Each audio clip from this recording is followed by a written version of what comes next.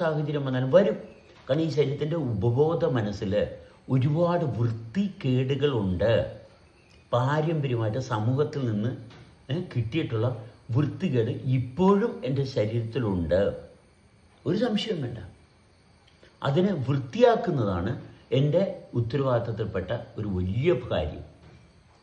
എന്നുവെച്ചാൽ ആദ്യം വൃത്തിയാക്കുന്ന ഭാഗം അതിന് വളരെയേറെ പ്രാധാന്യം കൊടുത്തുകൊണ്ടാണ് പോയിക്കൊണ്ടിരിക്കുന്നത്. അങ്ങനെ പല കാര്യങ്ങളും ചില സമയത്ത് പകച്ചു. ചില ആൾക്കാർ ചെന്ന് ചില കാര്യങ്ങൾ ചോദിക്കുമ്പോൾ ഇതെന്താണ്, ഇതിങ്ങനൊരു ചോദ്യം വന്ന് ഇവിടെ എന്താണ് എൻ്റെ ഉള്ളിൽ, എൻ്റെ ശരീരത്തിൽ എന്താ സംഭവിക്കുന്നത്? എൻ്റെ ശരീരത്തിൽ എനിക്ക് പരിചയമില്ലാത്ത ഭാഗങ്ങൾ ചില സമയത്ത് പൊന്തി വരും. എങ്ങനെയാണ് സമാധാനത്തിൽ ജീവിക്കാനുള്ള ഭാഗം തുടർന്ന് കൊണ്ടുവരിക എന്നറിയാത്ത കുറേ ആൾക്കാർ ഇപ്പോഴും ഉണ്ട്.